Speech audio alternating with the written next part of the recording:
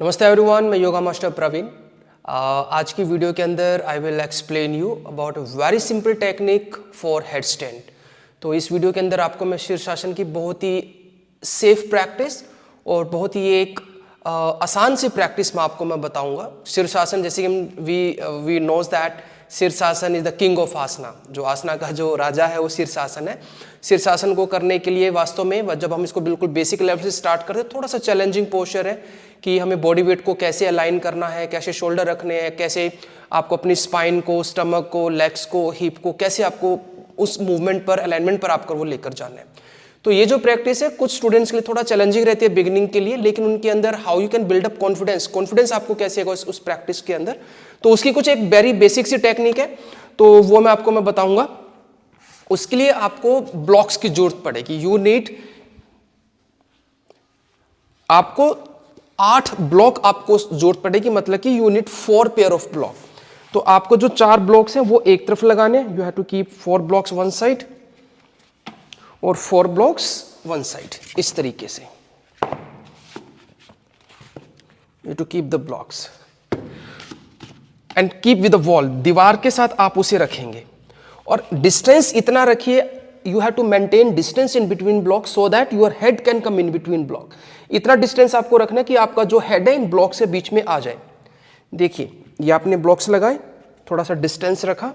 अब आपको क्या करना है, you have to just come here, drop your shoulder आपको ब्लॉक के पास ऐसे रखने हैं। Drop hands, come near the wall. पहले कोशिश कीजिए कि आप अपनी स्पाइन को ऐसे दीवार के साथ, वॉल के साथ एक बार आप लगा लें। You need raise the heel so that you will get the spot from the wall. और उसके बाद यूज योर आर्म स्ट्रेंथ। फिर धीरे से या तो आप एक लेग उठाइए, प्रेस द पाम, और या फिर आप दोनों लेग्स को एक साथ आप उठा लीजिए। वो फिर आपकी स्ट्रेंथ के ऊपर वो डिपेंड करेगा। And then very slowly you can lift your leg.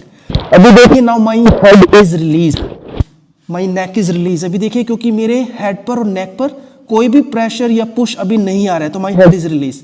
तो ये प्रैक्टिस उनके लिए भी ठीक है कि अगर किसी को नेक में स्ट्रेन है, देखिए उनको तो वैसे अवॉइड ही करना चाहिए, लेकिन उनको कोई स्ट्रेन अगर किसी को ज़्यादा लगता है, शोल्डर में स्ट्रेन आपको ज़्यादा लगता है, तो आप इस प्रैक्टिस एक बार आप अपना कॉन्फिडेंस आप बिल्डअप कर सकते हैं।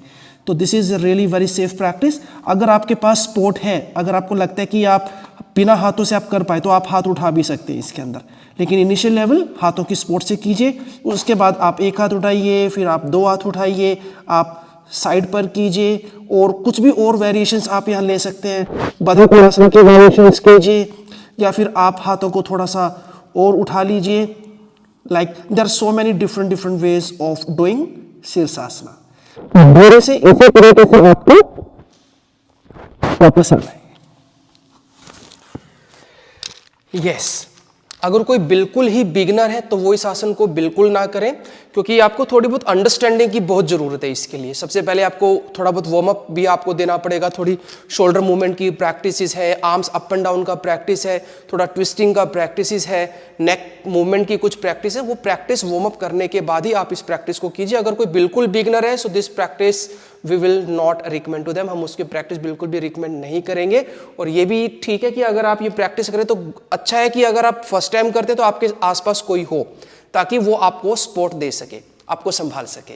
और शीर्षासना के बेनिफिट एवरीवन नोज दैट, आप सभी को पता है। थोड़ा सर्च भी कर लीजिएगा।